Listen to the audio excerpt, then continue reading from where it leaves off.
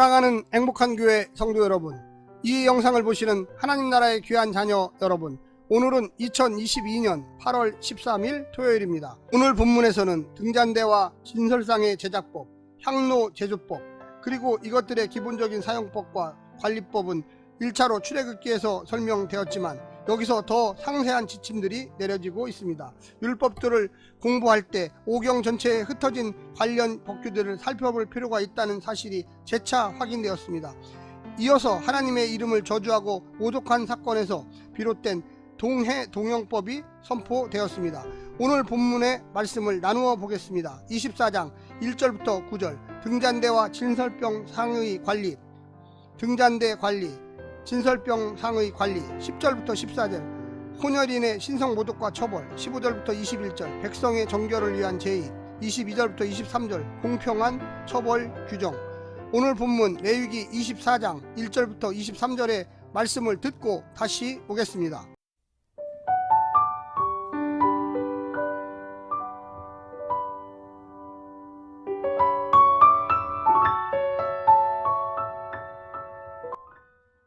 레위기 24장.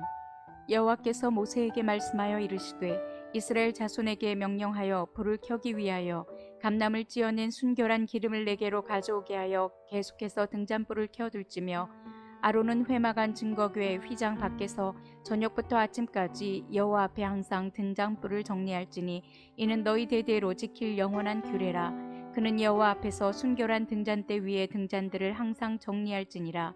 너는 고운 가루를 가져다가 떡 12개를 굽되 각 덩이를 10분의 2 에바로 하여 여호와 앞 순결한 상 위에 두 줄로 한 줄에 6씩 진설하고 너는 또 정결한 유향을 그 각 줄 위에 두어 기념물로 여호와께 화제를 삼을 것이며 안식일마다 이 떡을 여호와 앞에 항상 진설할지니 이는 이스라엘 자손을 위한 것이요 영원한 언약이니라. 이 떡은 아론과 그의 자손에게 돌리고 그들은 그것을 거룩한 곳에서 먹을지니 이는 여호와의 화제 중 그에게 돌리는 것으로서 지극히 거룩함이니라. 이는 영원한 규례니라.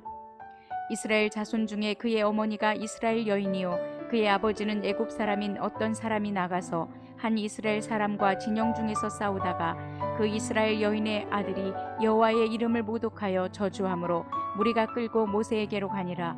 그의 어머니의 이름은 슬로미시요 단지파 디브리의 딸이었더라.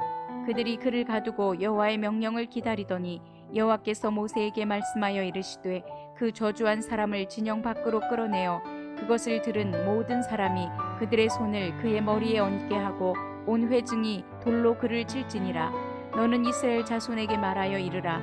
누구든지 그의 하나님을 저주하면 죄를 담당할 것이요 여호와의 이름을 모독하면 그를 반드시 죽을지니 온 회중이 돌로 그를 칠 것이니라. 거류민이든지 본토인이든지 여호와의 이름을 모독하면 그를 죽일지니라.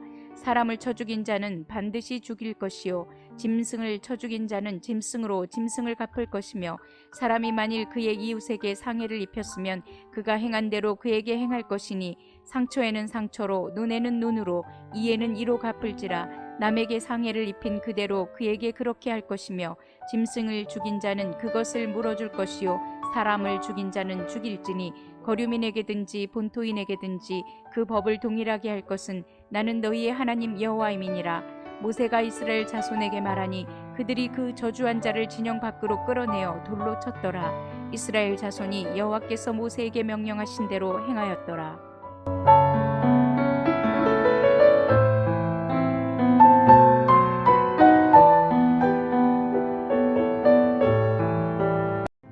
(23장이) 이스라엘이 지켜야 할 절기를 다루고 있고 25장에는 안식년과 희년 규정이 있기 때문에 24장 본문이 현재 위치에 있는 것이 특이해 보입니다. 특히 1절부터 9절은 제의적인 규정으로 이해할 수 있지만 10절부터 23절에 있는 혼혈 이스라엘 백성에 대한 처벌 규정이나 동해 복수법은 어색해 보입니다. 이를 이해하기 위해 백성들에게 규범을 담고 있는 18장에서 20장까지 연결점을 찾을 수도 있겠지만 24장의 위치 문제는 여전히 논쟁의 대상이 되고 있습니다. 오늘 본문을 세 부분으로 나누어 자세히 설명드리겠습니다. 첫 번째, 순결하고 정결한 기물.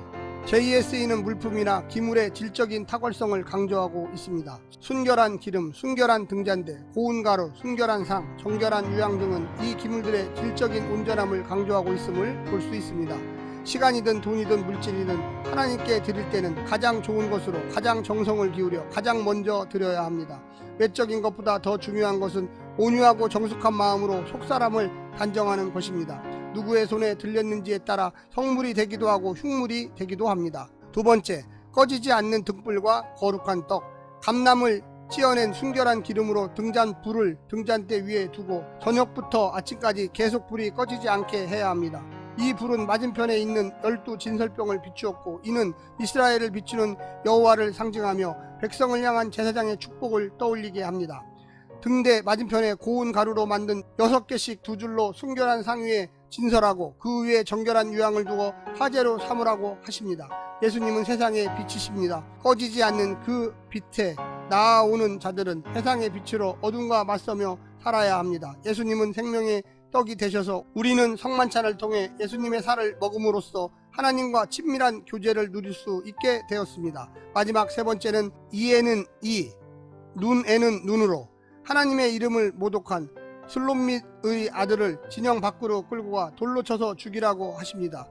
이에는 이, 눈에는 눈으로라는 법은 보복의 수위를 제한함으로써 과도한 개인적인 보복을 막고 피해에 대해 정당한 보상을 명령하여 공동체의 질서를 세우라고 주신 것입니다. 우리는 정당한 처벌은 시행하되 원수 갚는 것을 하나님의 진노에 맡기고 인내할 때 주의 온전하심을 본받는 자가 될 수 있습니다. 정의가 실현되도록 기도하고 참여하되 지나치게 팽창한 인간의 욕망과 진영 논리에 의해 굽어진 잣대는 아닌지 돌아보아야만 하겠습니다. 사랑하는 성도 여러분, 오늘 말씀을 통하여 은혜를 나누시고요, 또한 은혜를 받으시기를 간절히 부탁드립니다. 이 무더운 여름에 하나님의 놀라운 사랑과 은총이 늘 함께하기를 기도합니다. 샬롬.